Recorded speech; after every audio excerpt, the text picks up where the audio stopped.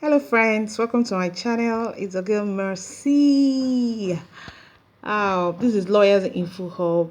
If you're a returning subscriber, I appreciate you. If you're new here, please subscribe to this channel, hit the subscribe button, hit the like button, share this video. So today I'm going to talk about how to manage a difficult client.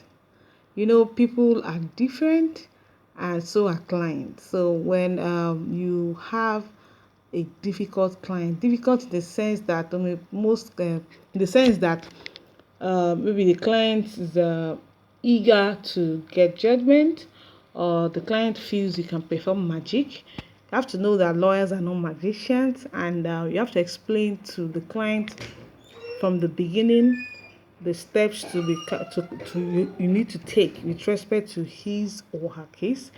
Then you need to also explain to the client the success rate of his matter. Yes, the positive side. Now, if there are slim challenges as to why you feel uh, this matter, we may not get it at the end of the day. You can also explain it to the client, but assure the client that you're going to do your best. Now, another thing you can do with respect to a very difficult client is to carry the client along, in the sense that for every matter that is going to come up, for any day the matter is going to come up, you explain to the client what the matter is for, and if possible, if the client can come to court. But if the client is not available, you can do a letter or a status report to the client at the end of the sitting. Okay, this happened, this happened, this happened. Most of these clients are not lawyers, and they may not understand the terms, or maybe you can say, okay, today was for mention, the matter was just mentioned, or we're going to take a motion. But you have to be patient to explain to the client what happened in court, and the next stage of the matter. It's very difficult, I must say, but sometimes you may not have that patience, but this is an attribute you need to have as a lawyer. Now, another thing too you can do with respect to a difficult client is to, if possible, let the client limit his or her access to the court officials. Sometimes these clients go behind you to go meet the registrar, or meet the court clerk, to just be talking, or be talking to people about their case, who will be giving them different ideas. So that you can't stop them from meeting people, but let them know the consequence of what they are doing. Sometimes you might just meet another lawyer who will say, no, this lawyer is not doing it well, or they might meet a court clerk who doesn't even know the major things that happen in the matter. Say, that lawyer is not doing well. So let them know that once they've submitted your matter to you, they should have confidence in you that you're going to do it well, unless there's something has happened to the contract to show that you can't do it.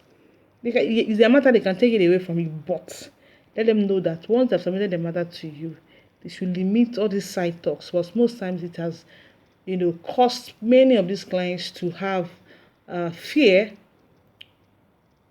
that the lawyer will not be able to handle the matter well. Another thing is that most times in court you see that after a matter, a lawyer calls his client. Maybe if it's a land matter, one of these chiefs, they will gather. Some of them they didn't understand what even went there, what happened in court some minutes back. So it's now when you call them to explain to them, okay, this is what the judge said. But for the learned ones who could understand what is happening, you can still just they see just a little talk after court. But professionally, most at times, it is better that you can call, or sit the client down in your office. Yes, because sometimes you see that in court, the lawyer is trying to explain. The client might not understand. So if the client can come to the office on a normal day. This is what happened in court. This is what we are supposed to do, and all of that. And another thing too is that issue of fees. Why I'm talking about fees is that when you have a difficult client, try and sort out issue of fees, because if you don't sort it out in the middle of the matter, you feel frustrated.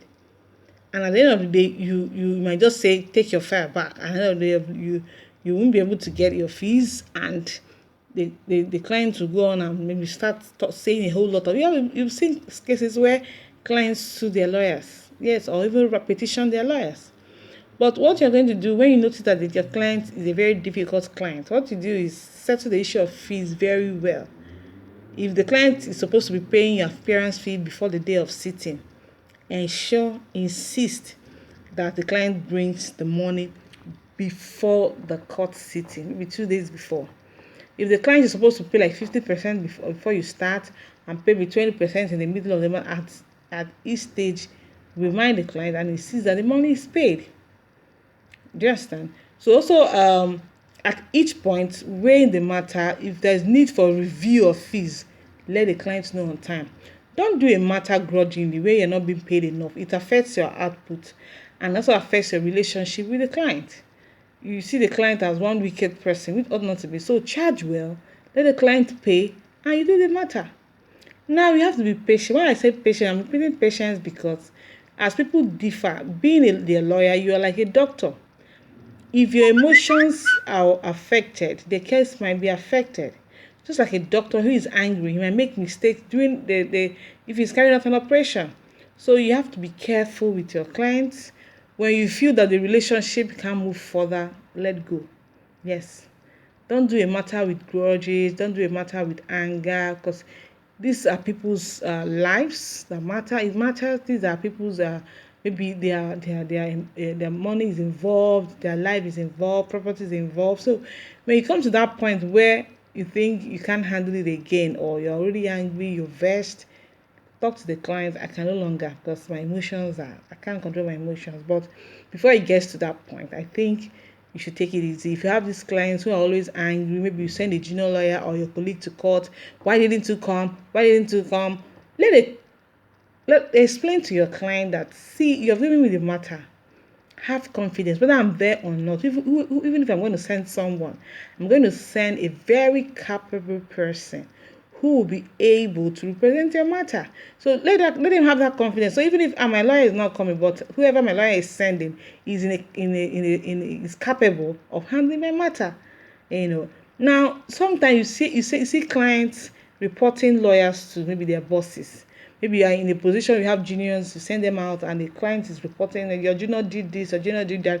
Please don't embarrass your junior in front of your client, because when you do that, you're giving that client the upper hand, so that next time you can talk to your lawyer in any way.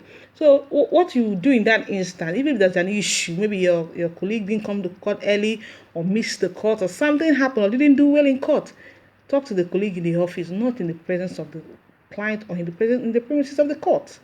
Go to the office, discuss with the person. So friends, I think